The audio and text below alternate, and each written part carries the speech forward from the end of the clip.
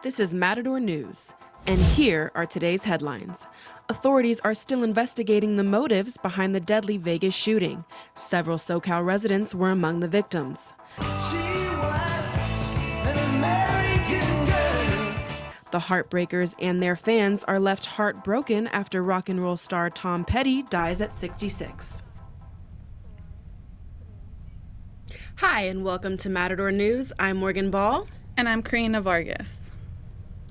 Los Angeles is suing the U.S. Department of Justice over the changes to the state budget regarding its status as a sanctuary city.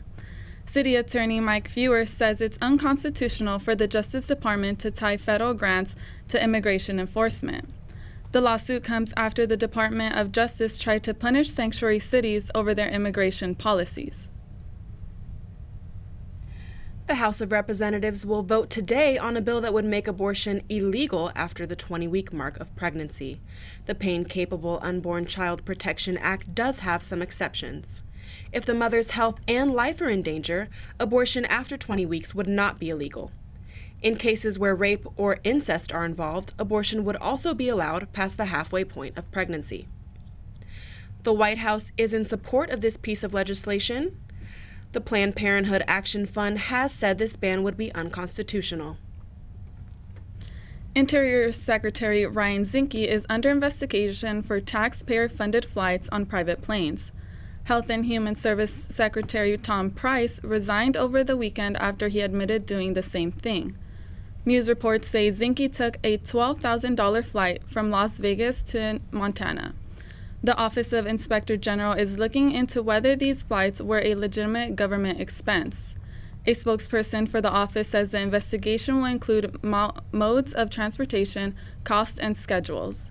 In a speech to the Conservative Heritage Foundation on Friday, Zinke said the allegations were BS.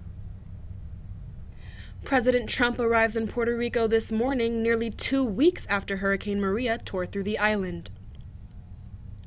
He plans to meet with FEMA, military officials, first responders, and Puerto Rican citizens during his visit. I hate to tell you, Puerto Rico, but you've thrown our budget a little out of whack because we've spent a lot of money on Puerto Rico, and that's fine. We've saved a lot of lives. San Juan's Mayor Carmen Yulín Cruz says saving lives should be the focal point, not Puerto Rico's debt.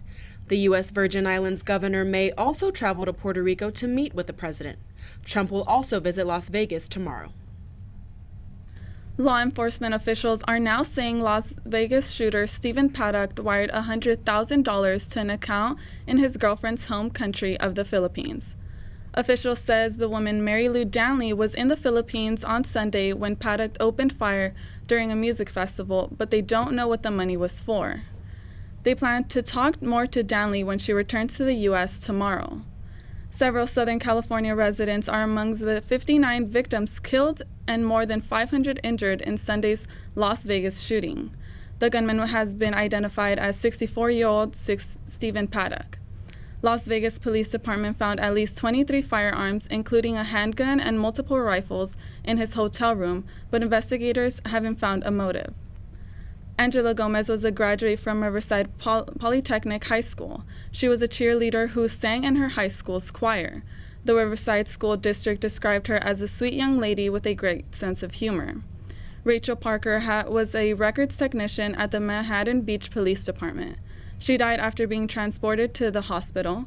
3 more MBPD employees were at the event and sustained minor injuries. Jennifer Irvine is another victim who was on vacation in Las Vegas. Vigils are being held all across the U.S. for victims of the shooting.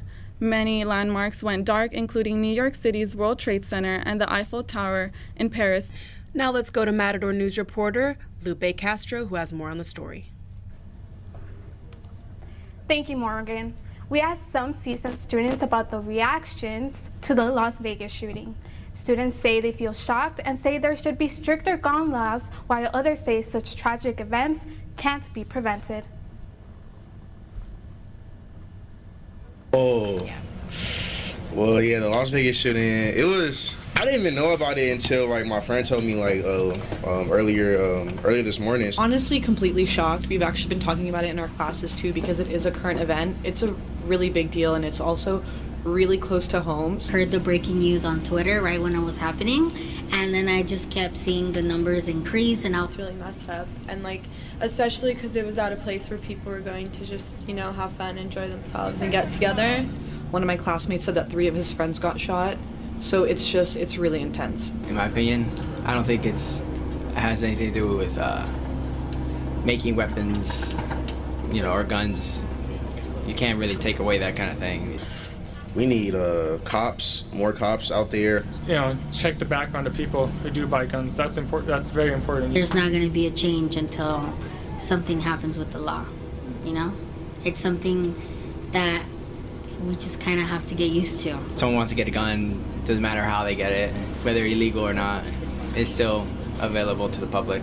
I honestly think that people need to take it more seriously, because I don't even think the president, I don't think anyone is taking it as seriously as it needs to be taken, and people need to realize that gun violence is not something to be taken lightly. The shooting has become the worst mass shooting in American history. Back to you, Karina, in the studio. Local food banks will receive leftover food from Los Angeles schools. Governor Brown signed a new law allowing the LA Unified School District to donate their uneaten foods to food banks. Officials say at least $100,000 worth of food is thrown away every day. Now let's head to the latest in business with Savannah Palacio. Former Equifax Chief Executive Richard Smith tells Congress his company is working hard to address the company's massive security breach. Equifax is a very good company with thousands of great people waking up every day trying to do what is right. I know they'll continue to work tirelessly, as we have over the past 2 months, to right the wrong. The credit agency experienced the breach back in July, but they failed to inform their customers nearly 6 weeks later. Social Security information and home addresses may have been compromised. Smith says the hackers were able to get into the network through a vulnerability. He blamed an employee who knew about it but didn't fix it. The company says as of Sunday, an additional 2.5 million people were possibly affected, bringing the total to 145 million potential victims. Lawmakers say tighter data security standards are long overdue. They want to hold Equifax responsible for the security lapse and the lack of urgency in informing the public.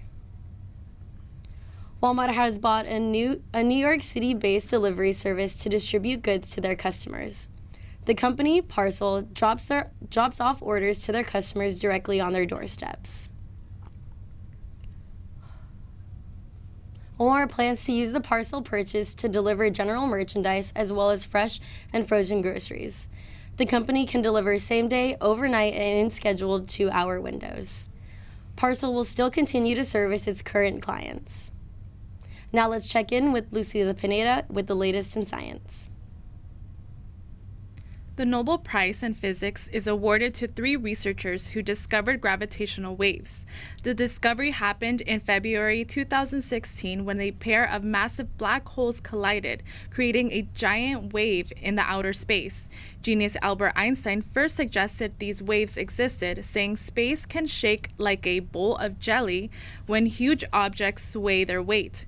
More than 1,000 scientists collaborated with the researchers to analyze the data. The Royal Swedish Academy says their discovery shook the world. CSUN's big show is around the corner. Here is Matador news reporter Kimberly Arenas in the newsroom with more. Thanks, Luzita. CSUN's big show is this Saturday with performances from Dylan Francis, Phantoms, and Valentino Khan. The event will take place at the Oviatt Library lawn. More than 6,000 students are expected to attend this event. The recent shooting in Las Vegas has caused CSUN to amp up the event's security.